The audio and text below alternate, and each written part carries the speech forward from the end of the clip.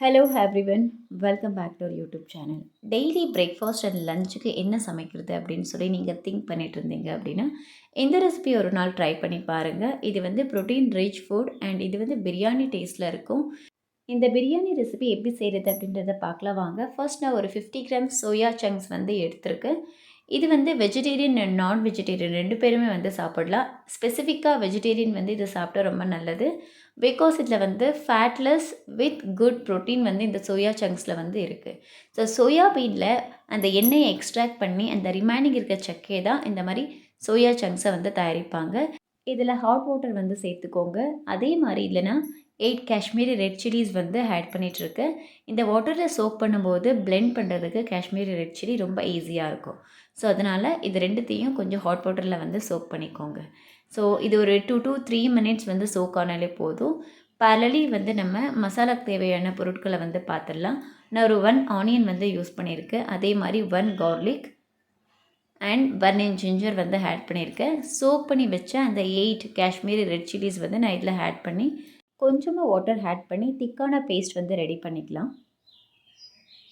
நம்மளுடைய பேஸ்ட் வந்து இப்போ ரெடியாக இருக்குது. ஸோ இதை நம்ம சைடில் வச்சுட்டு நெக்ஸ்ட் வந்து நம்ம சீசனிங் பண்ண ஆரம்பிக்கலாம். ஸோ சீசனிங்காக நான் கொஞ்சம் ஆயில் வந்து ஆட் பண்ணிக்கிறேன். அபவுட் 50 ml ஆயில் வந்து ஆட் பண்ணிக்கோங்க. அண்ட் இதோட வந்து நான் whole garam masala spices add பண்ணிக்கிறேன். ஒரு பே லீஃப் அண்ட் 3 கார்டமம் வந்து ஆட் பண்ணிக்கலாம். ஸோ இந்த ஹோல் கரம் மசாலா வந்து நம்ம நல்லா வந்து ஃப்ரை பண்ணிக்கலாம். அண்ட் இதோட வந்து 1 ஆனியன் வந்து நான் ஆட் பண்ணிக்கிறேன்.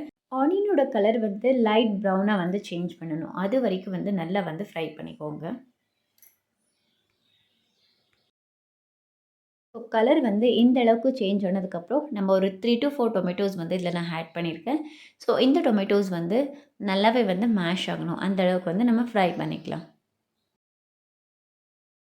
டொமேட்டோஸ் வந்து நல்லா மேஷ் ஆனதுக்கப்புறம் நான் 1 கப் ஃப்ரெஷ் பீஸ் வந்து ஆட் பண்ணுறேன். அதே மாதிரி பிரியாணிக்கு போடுற கொட்டை இது டபுள் பீன்ஸ் அப்படின்னு சொல்லுவாங்க. அந்த கொட்டையை வந்து நான் ஆட் பண்ணியிருக்கேன்.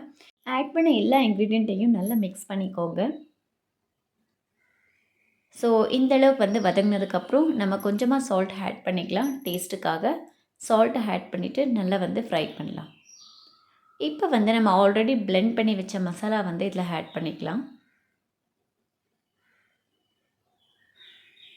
இதை நல்லா ஃப்ரை பண்ணிக்கோங்க. இந்த மசாலாவோட ரா ஃப்ளேவர் வந்து போகிற அளவுக்கு வந்து ஃப்ரை பண்ணிக்கோங்க. இந்த டைமில் ஆல்ரெடி நம்ம சோக் பண்ணி வச்ச அந்த சோயா சங்க்ஸை வந்து அதில் இருக்கிற வாட்டர் வந்து எக்ஸ்ட்ராக்ட் பண்ணிவிட்டு ஆட் பண்ணிக்கலாம். ஸோ இதை நல்லா வந்து இந்த மசாலாவோட மிக்ஸ் பண்ணிக்கோங்க. ஏன்னா சோயா சங்க்ஸ் வந்து அதில் சால்ட், காரம் எதுவுமே வந்து இருக்காது.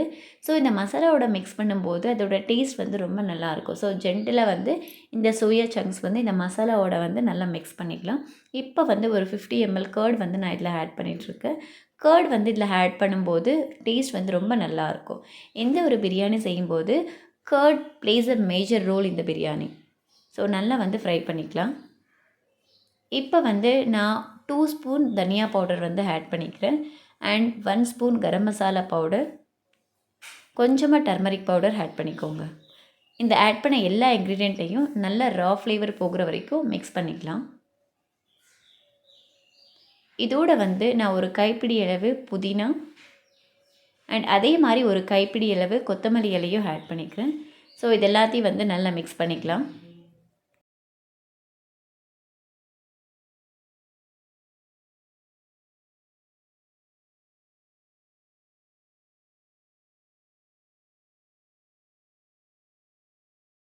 இங்கே பாருங்கள் நல்லாவே ஃப்ரையாக இருக்குது. இந்த ஸ்டேஜில் வந்து நம்ம வாட்டர் ஆட் பண்ணிக்கலாம். நான் இங்கே 2 கிளாஸ் ரைஸ் எடுத்திருக்கேன். அதனால 3 கிளாஸ் வாட்டர் வந்து ஆட் பண்ணிகிட்ருக்கேன். ஸோ வாட்டர் ஆட் பண்ணதுக்கப்புறம் நல்லா ஒரு வாட்டி மிக்ஸ் பண்ணிக்கோங்க.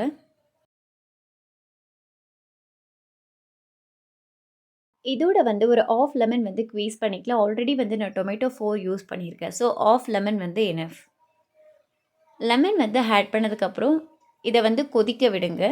ஒன்ஸ் இந்த மாதிரி கொதி வந்ததுக்கப்புறம் நல்லா டீப்பராக இருக்கிற அந்த வாட்டர் எடுத்துகிட்டு உப்பு காரம் எல்லாமே கரெக்டாக இருக்கா அப்படின்றத வந்து செக் பண்ணிக்கோங்க. சப்போஸ் வந்து ஏதாவது கம்மியோ இல்லை ஜாஸ்தியோ இருந்தது அப்படின்னா செட் பண்ணிக்கோங்க. ஸோ இப்போ வந்து நம்ம ரைஸ் ஆட் பண்ணிக்கலாம்.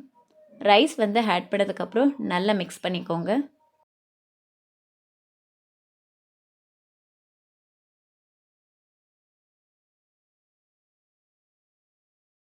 இப்போ நம்ம லிட்டை க்ளோஸ் பண்ணி ஒரு 2 விசில் வந்து விட்டு எடுத்துக்கலாம்.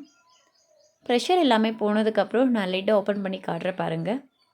இங்கே பாருங்கள், நம்மளுடைய protein rich soya chunks biryani is ready.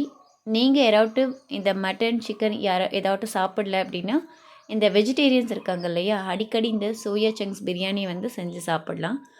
இதுக்கு வந்து ரைஸ் நான் வந்து நார்மல் சோனா மசூரி ரைஸ் தான் யூஸ் பண்ணியிருக்கேன். ஈவன் வந்து நீங்கள் பாஸ்மதி ரைஸ் யூஸ் பண்ணி கூட இந்த சோயா சங்க்ஸ் பிரியாணி வந்து செய்யலாம். மிக்ஸ் பண்ணும்போது ஜென்டிலாக மிக்ஸ் பண்ணிக்கோங்க. ஏன்னா அரிசி வந்து ஆல்ரெடி நம்ம ஒரு 15 மினிட்ஸ் வந்து ஊற வச்சுருக்கோம். ஸோ வந்து பிரேக் ஆக சான்சஸ் வந்து இருக்குது. அதனால் ஜென்டிலாக வந்து மிக்ஸ் பண்ணிக்கோங்க. நம்மளுடைய soya chunks biryani is ready to serve. I hope இந்த வீடியோ உங்களுக்கு பிடிச்சிருக்குன்னு நினைக்கிறேன். இந்த வீடியோ உங்களுக்கு பிடிச்சிருந்தா மறக்காமல் நம்மளுடைய யூடியூப் சேனலை லைக், ஷேர் அண்ட் சப்ஸ்கிரைப் பண்ணிக்கோங்க. அப்படியே கூடவே இருக்க பெல் ஐக்கானையும் கிளிக் பண்ணிக்கோங்க. அப்போ தான் எந்த ஒரு புது வீடியோ அப்லோட் பண்ணாலும் உங்களுக்கு நோட்டிஃபிகேஷன் வரும். நம்ம நெக்ஸ்ட் வீடியோவில் மீட் பண்ணலாம். Until that take care, bye bye.